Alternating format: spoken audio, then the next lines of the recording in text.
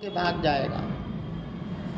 وصاحبتہ وبنی، اپنی بیوی کا ساتھ چھوڑ کر کے بھاگ جائے گا، اپنی اولاد کا ساتھ چھوڑ کر کے بھاگ جائے گا۔ تو یہاں دنیا میں ہم اپنوں کے کام آ سکتے ہیں، پرائے کے کام آ سکتے ہیں، لیکن آخرت میں کسی کے کام ہم آنا چاہیں تو نہیں آ سکتے۔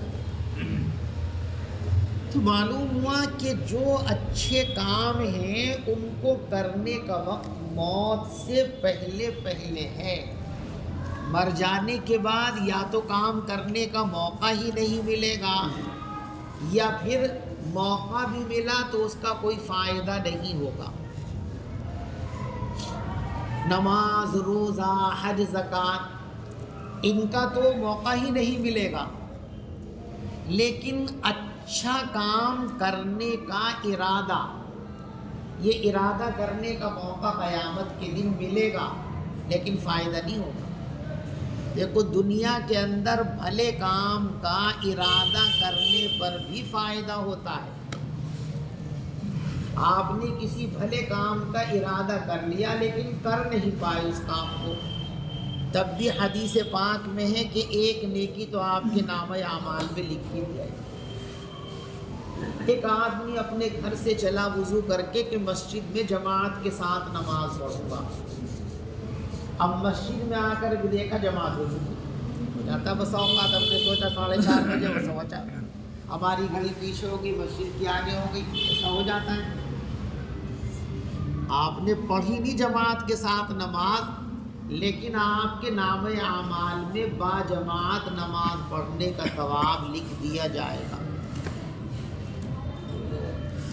آپ نے ارادہ کر لیا کہ بھئی فلاں آدمی بڑا ضرورت مند ہے ہمارے رشتہ داروں میں، پڑوس میں، فلاں، بھئی ذرا موقع لگ جائے تو 2-4 دن میں کچھ پیسے اکٹھے ہو گئے تو اس کی مدد کر کے آؤں گا، لیکن پیسے آئے نہیں آپ کے پاس، آپ نے مدد بھی نہیں کی، لیکن اس کی مدد کرنے کا ثواب آپ کے نامہ اعمال میں لکھ دیا جائے۔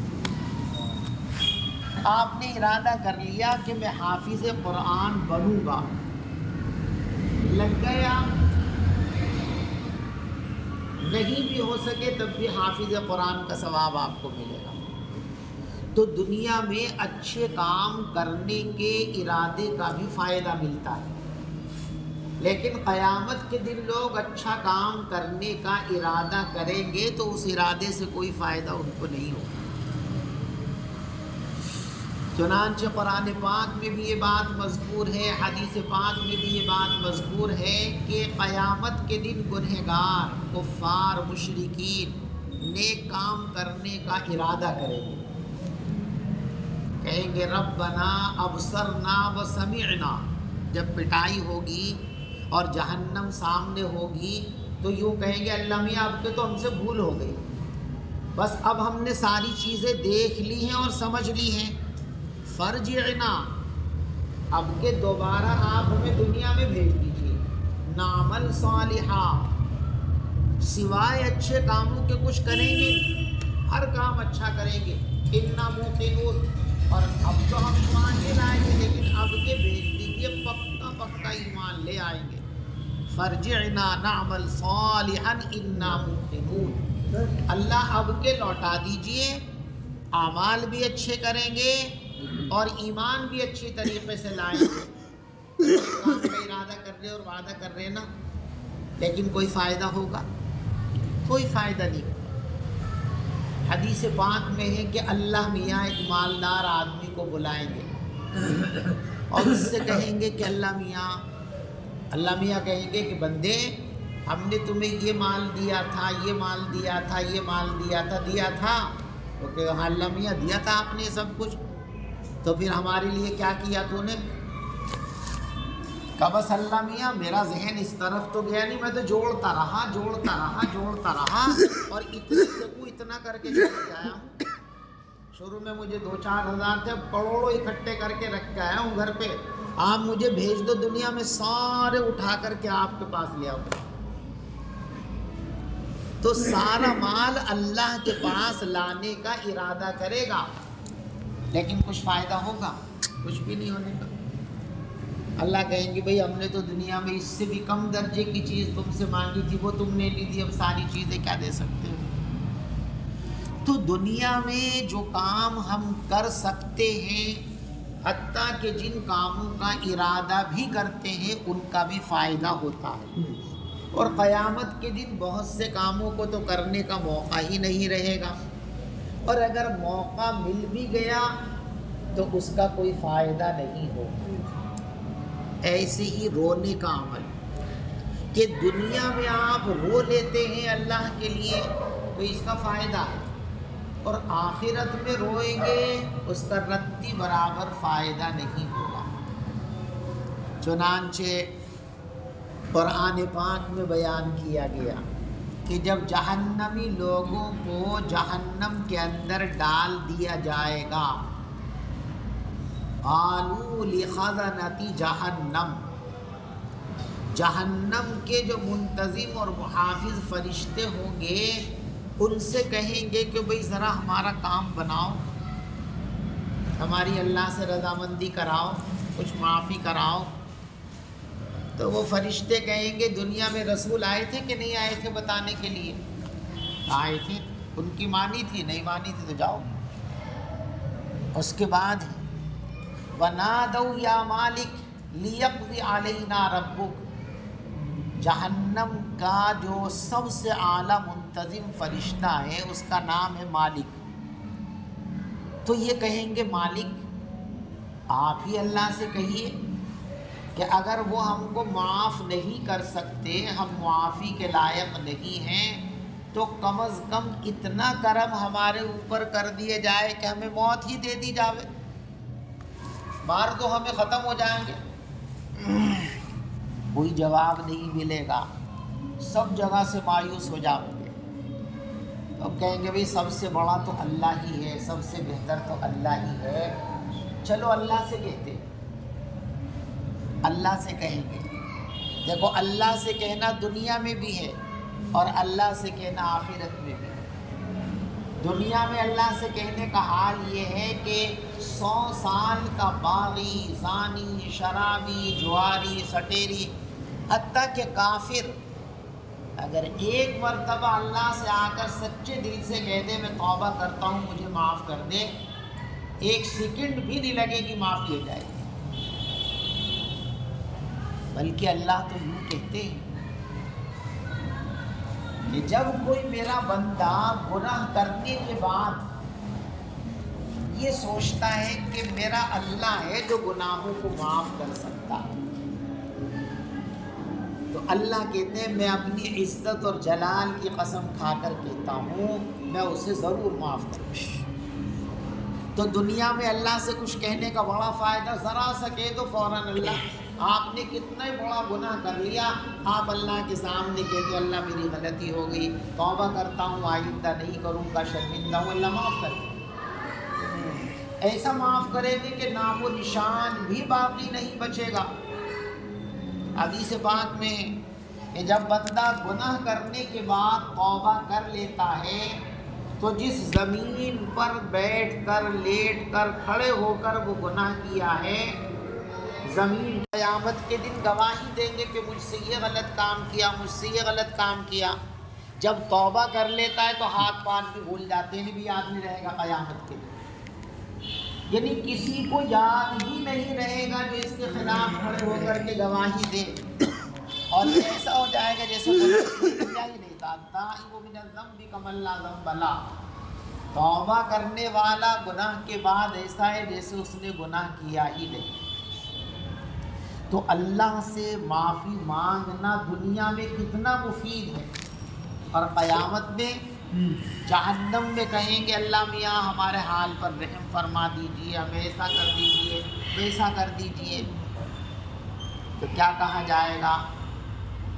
جب مالک دروغہ سے کہیں گے، جہنم کے دروغہ سے روتے روتے روتے روتے، اور کتنے دن تک روئیں گے معلوم ہے؟ ترمذی شریف کی حدیث میں ہے کہ جہنم والے 1 سال تک گڑ گڑاتے رہیں گے، مالک اللہ سے موت ہی کی سفارش کر دیجئے، مالک اللہ سے موت ہی کی سفارش کر دیجئے۔ تو 1 برس تک تو کوئی جواب ہی نہیں ملے گا۔ 1 برس گزرنے کے بعد اب کہے گا وہ دروغہ مالک جہنم کا، انکم ماکثون فیہا، بھائی تمہارے لیے کچھ نہیں ہو سکتا، تمہیں موت بھی نہیں دی جا سکتی، تم تو ہمیشہ جہنم ہی پڑے رہو۔ پھر اللہ سے کہیں گے ہزاروں سال گڑتے رہیں گے، گڑ گڑاتے رہیں گے، روتے رہیں گے، تڑپتے رہیں گے، ہزاروں سال اللہ کوئی جواب نہیں دیں گے، وہ روتے رہیں گے۔ ہزاروں سال کے بعد کہیں گے اخسئوا فیہا، تم تو بس جہنم میں پڑے ہوئے کتے کی طرح بھونکتے رہو، ولا تکلمون، مجھ سے بات کرنے کی ضرورت ہی نہیں، میں نہیں بولتا تم سے۔ اب دیکھو دنیا اور آخرت کا فرق دیکھا کہ اللہ سے معافی مانگنا دنیا میں کتنا مؤثر ہے، کہ حدیث میں ہے کہ اگر تم نے اتنے گناہ بھی کر لیے کہ تمہارے گناہوں سے یہ پوری دنیا زمین و آسمان کے درمیان کا خلا بھر گیا، اتنے گناہ ہیں کہ ساری دنیا بھر گئی تمہارے گناہ سے، اتنے سارے گناہ لے کر آؤ میرے سامنے اور ایک دفعے دل میں شرمندگی پیدا کر کے کہہ دو اللہ معاف کر دے، ایک ہی دفعے کہنا بس، صرف دوبارہ کہنے کی ضرورت نہیں ہے۔ ایسا نہیں کہ اللہ یوں کہتے صاحب 2 سال تک معافی مانگو جب معاف کروں گا، نا، ہمارا بیٹا ہم سے روٹھ جاوے اور وہ ہم سے معافی مانگے تو 2-4 منٹ تو اس کو ٹہلاتے ہیں نا، ادھر کو منہ کر لیا، ادھر کو منہ کر لیا، 2-4 منٹ کے بعد اچھا چلو ٹھیک ہے معاف کر دیا، اب بھی بڑے جھٹکے سے کہتے ہیں چلو معاف کر دیا، اور کئی دن تک معاف کرنے کے بعد بھی وہ شفقت اور محبت پہلی والی لوٹتی، تلخی کے اثرات باقی رہتے ہیں نا۔ لیکن اللہ کے یہاں 2-4 دن نہیں لگانے، ایک دفعے کہہ دیا اللہ معاف کر دیجئے، بس معاف، اور معاف کرنے کے بعد باپ کی طرح نخرے بھی نہیں دکھانے، کئی دن تک اس کا اثر بھی نہیں رہنا، اتنی محبت کرنے لگتے ہیں کہ دوستوں میں شامل فرما لیتے ہیں۔ ان اللہ یحب التوابین، اللہ توبہ کرنے والوں کو اپنا محبوب بنا لیتے ہیں، دوست بنا لیتے ہیں، اور یہی معافی اور گڑ گڑانا جہنم میں بھی ہوگا، قیامت میں بھی ہوگا۔ تو 1000 سال تک تو سنا ہی نہیں جائے گا، اور 1000 سال تک گڑ گڑانے کے بعد کیا آئے گا ان کے ہاتھ میں؟ اخسئوا فیہا، یہیں پڑے ہوئے کتوں کی طرح بھونکتے رہو، ولا تکلمون، ہم سے باتیں کرنے کی کوئی ضرورت نہیں، ہمارا تمہارا کیا تعلق؟ تو رونا قیامت کے دن لوگ روئیں گے۔ حدیث پاک میں ہے کہ جب میدان محشر میں لوگ کھڑے ہوں گے تو وہاں کی پریشانی، وہاں کی گرمی اور مصیبتوں سے روئیں گے، اور فرمایا اتنا روئیں گے، اتنا روئیں گے، اتنا روئیں گے کہ آنسو اتنی زیادہ مقدار میں ہو جائیں گے کہ اگر ان میں پانی کے جہاز چلائے جائیں تو چل جائیں، اور پانی کا جہاز آپ جانتے ہو بڑے سے بڑے دریا میں نہیں چلے گا، بڑے سمندر میں چلتا ہے پانی کا جہاز، اتنا آنسوؤں کا ڈھیر لگ جائے گا، بڑا سمندر اکٹھا ہو جائے گا کہ اس پورے سمندر میں کشتیاں چل سکتی ہیں، اس میں جہاز چل سکتے ہیں، لوگ اس میں ڈوب جائیں گے، کوئی یہاں تک کوئی یہاں تک، حتیٰ کے بعد لوگوں کے بارے میں فرمایا کہ ان کے یہاں منہ تک، لبوں تک ان کا پسینہ آ جائے گا، اتنے روئیں گے، آنسوؤں کا سیلاب ہوگا، لیکن اس آنسوؤں کے سیلاب سے کوئی فائدہ ہوگا؟ کوئی بھی فائدہ نہیں، کوئی بخشش، کوئی معافی، کسی طرح کی مہلت، کچھ ملنے والا نہیں۔ اور یہی کام ذرا سا دنیا میں آپ کر لیں تو فرمایا گیا کہ ایک مکھی کے سر کے برابر، کتنا بڑا ہوتا ہے مکھی کا سر آپ نے دیکھا ہی ہے، کہتے جتنا مکھی پوری نہیں، جتنا مکھی کا سر ہوتا ہے اس کی آگے کی ٹوپلی ہوتی ہے، اتنا سا آنسو بھی اگر اللہ کے ڈر سے آنکھ سے نکل کر یہاں کو بہہ گیا تو اللہ تبارک و تعالیٰ اس پر جہنم کو حرام فرما دے۔ تو یہاں ایک قطرہ بھی کام بنانے کے لیے کافی ہے، اور وہاں سمندر بھی آنسوؤں کے اکٹھے کر دیں گے تو کوئی فائدہ ہونے والا نہیں۔ یہاں ذرا سا ایک مرتبہ اللہ سے کہہ دو اللہ معاف کر دے، اور وہاں سال ہا سال ہزاروں سال رونے کے بعد بھی کوئی فائدہ نہیں ہوگا۔ یہاں ایک چونی بھی کسی کو دو گے اللہ کو خوش کرنے کے لیے صدقہ، تو کتنا بڑا ثواب ہوگا۔ حدیث پاک میں ہے کہ کوئی آدمی اللہ کی رضا کے لیے ایک چھوارا، ایک کھجور کسی کو دے دے تو یربی، اللہ اس کو ایسے پالتے ہیں، پرورش کرتے ہیں، بڑھاتے ہیں، جیسے کوئی اپنی گائے کے بچھڑے کو، بکری کے بچے کو پالتا ہے، بڑا کرتا ہے، ایسے اللہ اس کو بڑھاتے بڑھاتے کتنا بڑھا دیتے ہیں، احد پہاڑ کی برابر۔ اس ایک کھجور کا چھوارے کا ثواب کتنا، احد پہاڑ سے بڑا۔ اور وہاں آدمی کیا کہے گا اللہ میاں سے، اللہ بس دنیا میں جانے کی اجازت دے دے، جو کروڑوں اکٹھے کر کے رکھ کے آیا ہوں سارے بس آپ کو لا کے دے دوں گا ابھی۔ تو وہاں سارا کچھ دینے کے لیے تیار ہوگا تب بھی کچھ نہیں ہونے والا، اور یہاں اللہ کو خوش کرنے کے لیے ایک چھوارا، ایک کھجور بھی اگر دے دی تو اس کا ثواب بھی پہاڑوں کی برابر ملنے والا۔ تو یہاں دنیا میں جو کام کرنے ہمارے لیے مفید ہیں، قیامت میں ان سے کوئی فائدہ نہیں ہوگا ان کاموں کو کرنے کے بعد بھی، اور نہ ان کاموں کو کرنے کا موقع ملے گا۔ تو آپ بتائیے کہ عقل مندی کیا ہے؟ ان کاموں کو ہمیں چھوڑنا چاہیے یا ان کاموں کو یہاں اختیار کرنا چاہیے؟ اللہ کے رسول صلی اللہ علیہ وسلم نے فرمایا کہ تم جو یہ سوچے بیٹھے ہو کہ چلو پھر کر لیں گے، ابھی ہم کسی سے کہیں، کوئی ہم سے کہے بھائی آپ تہجد پڑھنے لگو، اچھا جی چلو شروع کریں، بھائی نماز نہیں پڑھتے کہ جی شروع کریں گے، بس اب کے جمعے سے شروع کر دیں گے، بھائی یہ داڑھی رکھ لو کہ بھائی جی انشاءاللہ جلدی رکھ لوں گا انشاءاللہ۔ بھائی تو کس چیز کا منتظر ہے؟ کہا تم جن چیزوں کا سامنا کرنے والے ہو، اگر مالدار ہو تو غربت کا انتظار کرو، تندرست ہو تو بیماری کا انتظار کرو، زندہ ہو تو موت کا انتظار کرو۔ تندرستی ہے تو یہ جب بھی تبدیلی ہوگی تو کیا آئے گا؟ بیماری۔ زندگی ہے جب بدلے گی تو کیا آئے گی؟ موت آئے گی۔ اور وہ کتنے دن میں آئے گی پتہ ہے کسی؟ بیمار آدمی کب ہوگا کوئی جانتا ہے؟ آدمی بالکل بہت ٹھیک ٹھاک بیٹھا، اچانک ذرا سا کچھ بھی ہوا، بیمار ہو گیا، اسپتال میں چلا گیا، پتہ چلا ختم۔ آدمی مالدار ہے، دکان میں آگ لگ گئی، فیکٹری میں آگ لگ گئی، کارخانہ پھک گیا، کچھ بھی نہیں رہا۔ ابھی اربوں پتی تھا، ابھی بالکل بھکاری اور فقیر ہو گیا۔ تو آپ یہ کیسے تکیہ کیے بیٹھے ہو کہ کر لیں گے؟ ہر کام کو شیطان ہمیں یہ تو دلاسا دیتا ہے کہ کرنا تو ہے، کام تو اچھا ہے، بھائی نماز تو پڑھنی ہے دیکھو، لیکن چلو اگلے مہینے سے شروع کر دیں گے، اور ہفتے بھر میں شروع کر دیں گے، بھائی ہاں اللہ کے راستے پہ خرچ تو کرنا چاہیے، لیکن چلو اب کے جب نفع آئے گا اس میں سے دیکھ لیں گے۔ وہ آ گیا بچہ، اب کے تو فلاں کام ہے، اب کی یہ کام نمٹا لے، اگلے میں دیکھ لیں گے، اگلی مرتبہ ہوگا نفع، یہ پتہ ہے آپ کو، گھاٹا بھی ہو سکتا ہے، کاروبار اجڑ بھی سکتا ہے۔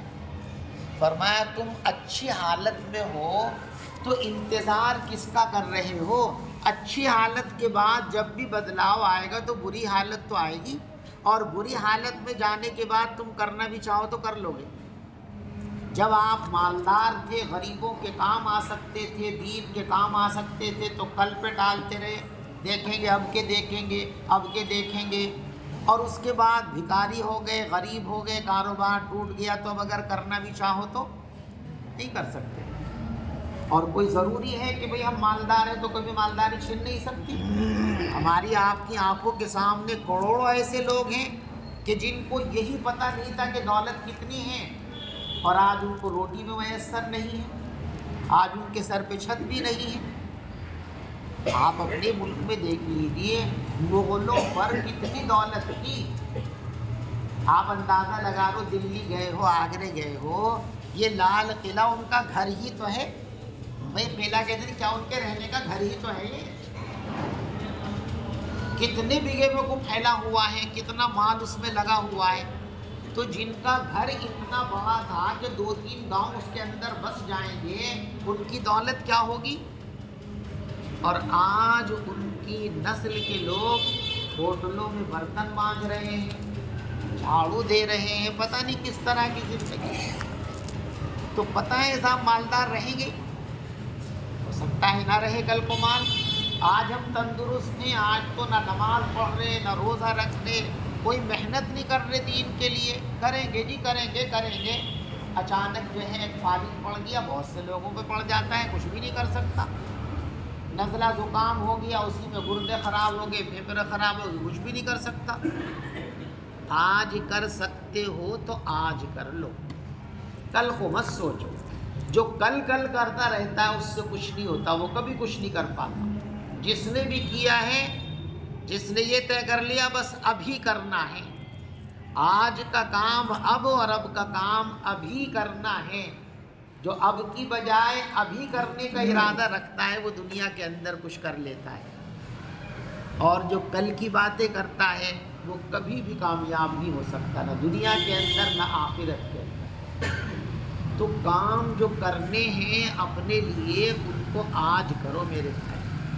آج تندرستی ہے، اسے عبادت میں لگا دو۔ دیکھو آج کام کر لو گے تو جب کل کام کرنے کے لائق نہیں رہو گے تو پینشن ملے گی آپ کو۔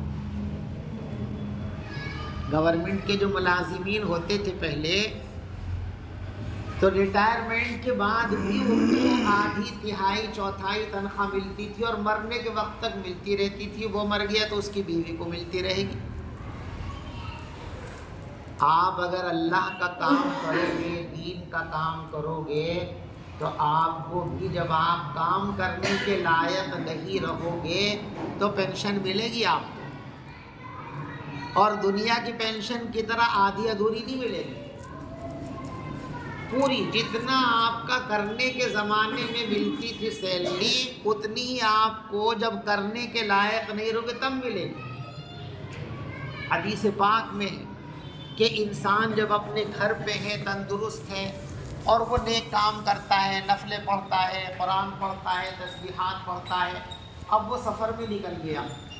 سفر میں آدمی کو الجھنیں ہوتی ہیں، موقع نہیں ملتا، تہجد نہیں پڑھ سکا، اشراق نہیں پڑھ سکا، بہت زیادہ تلاوت نہیں کر سکا۔ اللہ کے رسول صلی اللہ علیہ وسلم فرماتے ہیں کہ اللہ فرشتے سے کہتے ہیں کہ میرا بندہ اپنے گھر پر جتنے نیک کام کرتا تھا، جو اب سفر کی وجہ سے نہیں کر پا رہا ہے، وہ سارے اعمال بدستور اس کے نامہ اعمال میں لکھتے رہو۔ یہ تہجد پڑھتا تھا، سفر میں نہیں پڑھ رہا، لیکن جتنے دن سفر میں رہے آپ کو روز لکھنا ہے کہ آج بھی تہجد پڑھی، آج بھی تہجد پڑھی، آج بھی تہجد پڑھی۔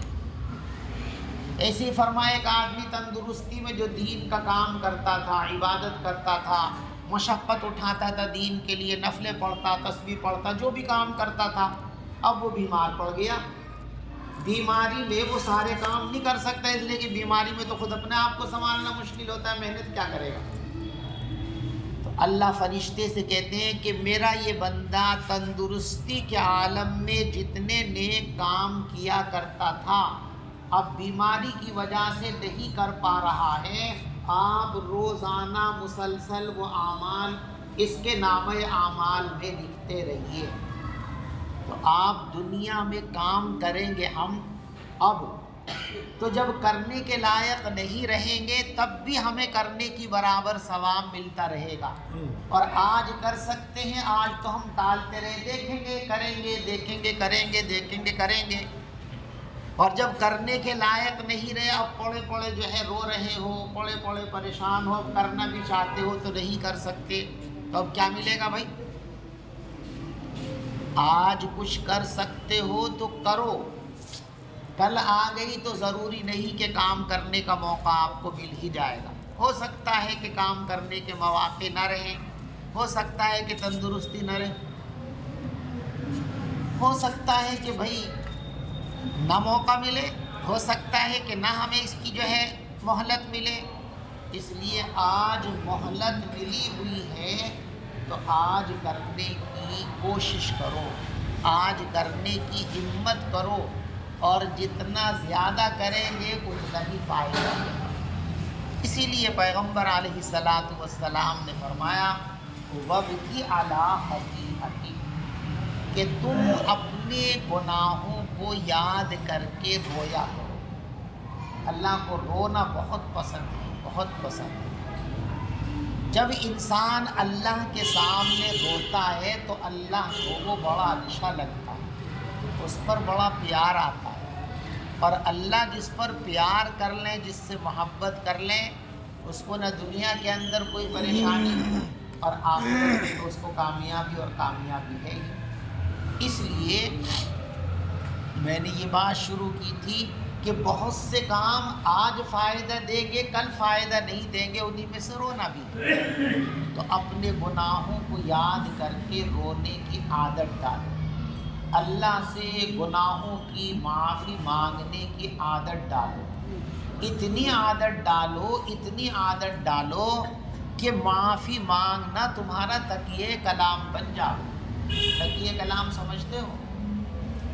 بعض مرتبہ انسان کی زبان پر کچھ الفاظ چڑھ جاتے ہیں کہ جب بھی بولے گا پہلے وہ زبان پہ لفظ آئے گا، بعد میں کچھ نکلے گا، اما یار، ارے بھائی، اس طرح کے لفظ جو ہیں چڑھ جاتے ہیں بعض لوگوں کی زبان پہ کہ جب وہ بولنا چاہے گا پہلے یہ لفظ نکلے گا تب آگے بولے گا، اس سے پہلے بول ہی نہیں سکتا۔ ام عطیہ رضی اللہ تعالی عنہا ایک صحابیہ، ان کی زبان پر وہ اکثر یوں کہتی تھی حضور پاک صلی اللہ علیہ وسلم کو میرے ماں باپ آپ پر قربان ہیں۔ صحابہ کثرت سے کہتے تھے حضور کی محبت میں ہمارے ماں باپ آپ پر قربان ہو، ہماری جان آپ پر قربان ہو، ہمارا مال آپ پر قربان ہو۔ تو یہ ان کا تکیہ کلام بن گیا، جب بھی وہ بولنا شروع کرتی تھی پہلے آتا تھا بھی ابا ہو، میرے ابا حضور پر قربان ہو۔ اسے کہتے ہیں تکیہ کلام، کہ زبان پر کسی بات کا چڑھ جانا۔ اتنی توبہ کرو، اتنی توبہ کرو، اتنی معافی مانگو اللہ سے، اتنی عادت بناؤ اس کی کہ یہ تمہاری زبان پہ چڑھ جاوے، کہ ہر وقت تمہاری زبان سے نکلتا رہے، نکلتا رہے، نکلتا رہے۔ پیغمبر علیہ الصلاۃ والسلام نے ارشاد فرمایا عوّد بلسانک اللہم اغفر لی، اپنی زبان کو اس جملے کا عادی بنا لو، اے اللہ مجھے معاف کر دے۔ اٹھتے بیٹھتے لیٹتے زبان پہ رٹ لو اسے، زبان زد کر لو اس کو۔ اس کا ایک بڑا فائدہ بتایا حدیث کے اندر کہ روزانہ 24 گھنٹے میں دن اور رات میں ایک مرتبہ ایک لمحہ ایسا آتا ہے کہ اس وقت انسان کی زبان پر جو آیا پورا ہو گیا۔ 24 گھنٹے میں ایک لمحہ ایسا ضرور آتا ہے ہر انسان کے لیے کہ اس لمحے میں وہ جو بھی بول دے گا دعا یا بد دعا اللہ اسے قبول کر لیں گے۔ اب جب ہم نے اپنی زبان کو اللہم اغفر لی، اللہ معاف کر دے، اللہ مجھے بخش دے، ان جملوں کا عادی بنا لیا تو ہر وقت ہماری زبان پر آتے رہیں گے نا جملے، اٹھتے بیٹھتے کام کرتے، تو پوری زندگی میں کبھی نہ کبھی تو ایسا ہوگا کہ اس وقت میں زبان پہ آ جائے لفظ، ہوگا نا ایسا؟ صبح شام دوپہر جب ہر وقت بولتے ہیں تو پوری زندگی میں ایک نہ ایک دن تو کم سے کم ایسا ہوگا کہ ہماری زبان سے یہ وقت اسی وقت نکل جائے جس وقت اللہ میاں رد نہیں کرتے، قبول کر لیتے ہیں۔ اور ایک دفعہ اللہ نے قبول کر لیا مغفرت کے لیے تو دوبارہ تھوڑی سزا دیں گے، معافی ہو گئی تو ہو گئی۔ اس لیے فرمایا اللہم اغفر لی، اللہم عوّد بلسان، عوّد لسانک بھی اللہم اغفر لی، تم اپنی زبان کو اللہم اغفر لی کہنے کا عادی بنا لو، زبان پہ اس کو چڑھا لو، رٹ لو، اللہ معاف کر دے، اللہ معاف کر دے۔ اتنا رٹو، اتنا رٹو، اتنی بار بولو، اتنی بار بولو کہ تمہاری زبان کو اس کی عادت پڑ جائے کہ بغیر ارادے کے بھی یہ زبان سے نکل جائے، تو کبھی تو وقت ملے گا جس دن بھی اس گھڑی میں نکل گیا ہے جملہ اسی دن بیڑا پار ہو جائے گا انشاءاللہ۔ وہ کسی کو معلوم نہیں کب آئے گا، کبھی بھی آ سکتا ہے، لہذا کرتے رہو کبھی تو ہوگا۔ اب ذرا آپ دیکھو ہم لوگ ہر وقت گناہ میں رہتے ہیں اور معافی مانگنے کا احساس نہیں ہوتا۔ رسول پاک صلی اللہ علیہ وسلم نے زندگی میں کبھی گناہ کیا ہی نہیں۔ پوری زندگی میں آپ کی زندگی میں کوئی ایسا ایک ذرا سا کام نہیں ہے جسے گناہ کہا جا سکے، کبھی نہیں ہوا۔ آپ جب نبی بنا دیے گئے، نبوت کا اعلان کر دیا گیا تو وہ تو زمانہ ہی اور تھا۔ جب آپ نبی نہیں بنائے گئے تھے، یعنی نبوت کا اعلان نہیں ہوا تھا، شریعت نہیں آئی تھی، حلال و حرام کے احکام نہیں آئے تھے، اس زمانے میں بھی نبی پاک علیہ الصلاۃ والسلام سے کوئی غلط کام سرزد نہیں ہوا۔ ایسی اللہ نے حفاظت فرمائی کہ اگر کسی نے کرانا بھی چاہا تو نہیں ہوا۔ بھائی ننگا ہونا یہ بری بات ہے۔ جب حضور کی بعثت اور نبوت کے اعلان سے پہلے بیت اللہ کی دیواریں چھت سب بوسیدہ ہو گئی تو قریش مکہ نے طے کیا کہ بھئی توڑ کے دوبارہ بناؤ اس کو۔ چنانچہ توڑ دی پوری بلڈنگ اور دوبارہ بنانا شروع کیا۔ تو جتنے پیسے ہو سکتے تھے اکٹھے کیے اور سارا مکہ اس میں لگ گیا کام میں کہ ہم سب اس کی تعمیر میں حصہ لیں گے۔ تو ادھر سے ادھر سے پتھر اٹھا کے لا رہے تھے اس کی دیوار بنانے کے لیے۔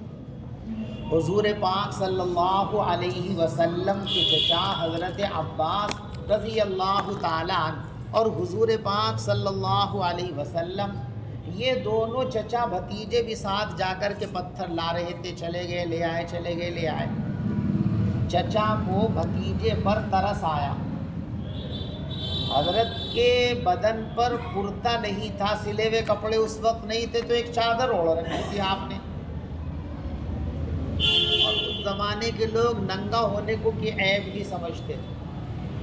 تو حضرت عباس نے کہا کہ بیٹا محمد دیکھو تم یہاں پتھر رکھتے ہو ننگی کھال پہ تو چھل جائے گی، بیچے تمہاری کھال ہے منہ، تم ایک کام کرو، یہ جو لنگی چادر ہے تمہاری اسے کھولو اور یہاں اس کا اینٹھوا بنا کر کے رکھ لو، اس پہ پتھر رکھو تو تمہاری کھال چھلنے سے بچ جائے گی۔ یہ کہا حضرت عباس نے محبت اور شفقت میں۔ چچا چونکہ باپ کی جگہ ہوتا ہے بات مان لی، اور پھر شفقت کی بات تھی۔ بس جیسے ہی لنگی کھول کر یہاں رکھنے کا ارادہ کیا فوراً بے ہوش ہو کر گر پڑے اور فرشتوں نے آ کر فوراً آپ کی لنگی کو اسی جگہ ٹھیک کر دیا۔ یعنی کسی کے کرانے سے بھی کوئی غلط کام نہیں ہوا۔ بعض روایتوں میں کہ جب بہت چھوٹے سے تھے تو کچھ ہم جولی بچوں نے کہا بھئی فلاں جگہ جو ہے گانا ہوگا، شادی وادی ہے، چلو چلتے ہیں، لے گئے زبردستی۔ وہاں گئے تو پروگرام شروع ہونے سے پہلے ہی نیند آ گئی، سو گئے پڑھ کر۔ تو پروگرام میں چھوٹے چھوٹے بچے سو جاتے ہیں نا، سو گئے، وہ سننے کا موقع ہی نہیں لگا۔ یعنی آپ خود تو کیا گناہ کرتے، غیر اختیاری طور پر بھی آپ سے گناہ سرزد نہیں ہوا، اتنی آپ کی حفاظت ہوئی گناہوں سے، تو کوئی گناہ نہیں کیا۔ اور پھر اللہ نے قرآن میں اعلان کیا لِيَغْفِرَ لَكَ اللَّهُ مَا تَقَدَّمَ مِن ذَنبِكَ وَمَا تَأَخَّرَ۔ اے نبی ہم تمہاری تسلی کے لیے بتا رہے ہیں، تمہارا گناہ کوئی ہے ہی نہیں، اور تسلی کر لو کہ مانو ہو بھی گیا تو ہم کہہ رہے ہیں اگلے اور پچھلے سارے گناہ آپ کے معاف، آپ سے کوئی مواخذہ ہی نہیں ہوگا، تو اب آپ کو تو معافی مانگنے کی ضرورت ہی نہیں، گناہ ہے بھی نہیں، اور اوپر سے اللہ نے معافی کا سرٹیفکیٹ دے دیا کہ اول تو ہوئی نہیں لیکن تمہاری تسلی کے لیے کہ ہوتی بھی تو ہم نے معاف کر دی، تو اب معافی کی ضرورت نہیں ہے۔ اس کے باوجود پیغمبر علیہ الصلاۃ والسلام کے بارے میں صحابہ کہتے ہیں انا کنا لنعد، ہم جب حضور کی مجلس میں بیٹھے رہتے تھے تو حضرت اللہم اغفر لی، استغفر اللہ، استغفار کرتے رہتے تھے۔ تو کئی مرتبہ ایسا ہوا کہ ہم نے سوچا دیکھے تو صحیح حضرت کتنی مرتبہ استغفار کرتے ہیں، تو ہم نے گنا تو ایک مجلس میں 100 مرتبہ آپ کی زبان پر مغفرت کی درخواست آ جاتی تھی، اللہم اغفر لی استغفر اللہ ربی۔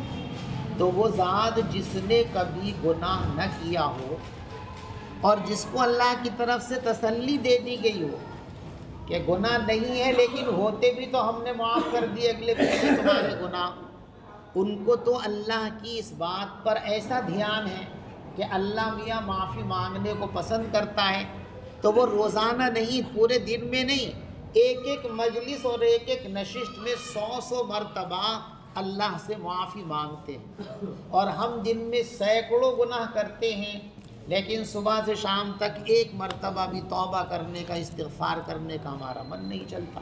کتنی غفلت کی بات ہے، یعنی جس ذات کو ضرورت ہی نہیں تھی استغفار کی، آپ اگر ایک مرتبہ بھی اللہم اغفر لی نہ کہتے، استغفر اللہ نہ کہتے، تو اللہ نے تو کہہ دیا ہم نے تمہارے گناہ معاف کر دیے، تو آپ تو بخشے بخشائے تھے نا۔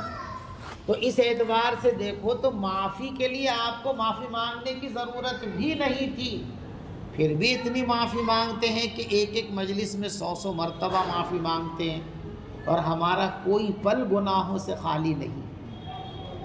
ہم اپنے جن اوقات کو یوں خوش ہوتے ہیں کہ بھئی اس وقت تو ہم عبادت میں تھے، ہم تو اس وقت بھی گناہوں میں مبتلا رہتے ہیں۔ نماز سب سے بڑی عبادت ہے نا، لیکن ہم اپنی نمازوں کو ذرا ڈھونڈ کر کے دیکھیں تنہائیوں میں، نماز کے وقت بھی ہمارا حال کیسا رہتا ہے۔ دکانوں میں ہمارا ذہن، رشتہ داریوں میں ہمارا ذہن، لڑائیوں میں ہم ساری دنیا کی باتیں نماز ہی میں تو سوچتے ہیں، یہ ہوا تھا، وہ کروں گا، یہ کروں گا۔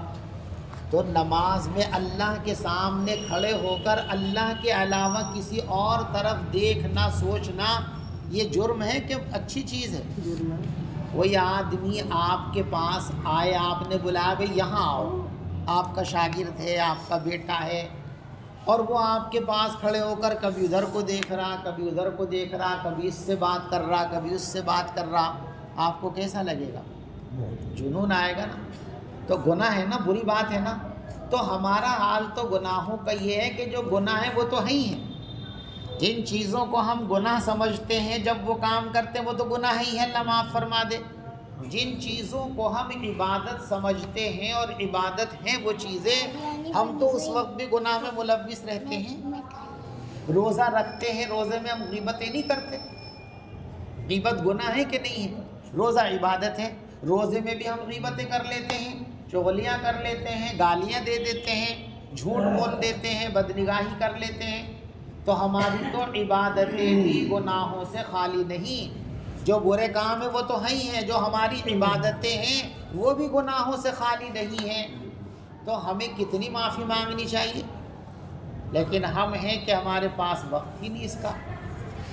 تو اب معافی مانگ لو بہتر ہے، کل مانگو گے قیامت میں جا کر کے اللہ سے معافی تو معاف کرنا تو بہت دور کی بات ہے، ہزاروں سال بلکنے کے بعد یوں کہہ دیا جائے گا اخسؤوا فیہا ولا تکلمون، بھونکتے رہو کتوں کی طرح، ہم تم سے بات ہی نہیں کریں گے، ہم سے بولنے کی ضرورت ہی نہیں ہے۔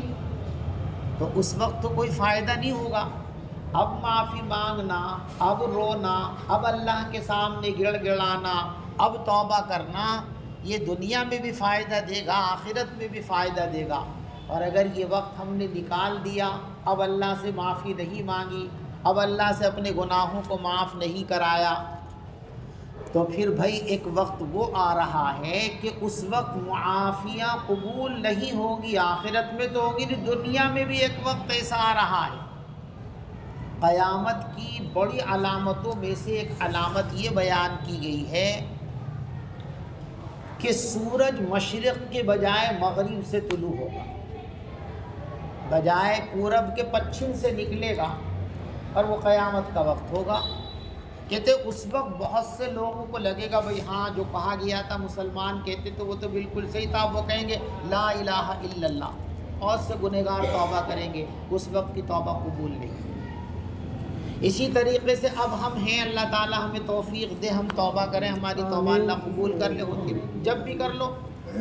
لیکن جب سانس ٹوٹ ٹوٹ کے آنے لگے، جس کے کہتے ہیں بھائی نزع کا عالم، دم چل رہا، ہمارے گاؤں کے لوگ کہتے ہیں بھائی فلاں آدمی کا دم چل رہا، جب یہ دم چلنا کی کیفیت پیدا ہو جاوے، لاکھ مرتبہ بھی توبہ کرو گے تو توبہ قبول نہیں ہوگی، توبہ سے کوئی فائدہ نہیں ہوگا۔ اور دم کب چل جائے بھائی پتہ ہے، کس کا دم کب چل جائے کسی کو نہیں پتہ، تو کل کا انتظار کیوں کر رہے کہ کل کو گناہوں سے معافی مانگیں گے، کل کو توبہ کریں گے، کل کو گناہوں کو چھوڑیں گے، کل کا تو پتہ ہی نہیں، پل کا نہیں پتہ تو کل تو بہت بڑی چیز ہے۔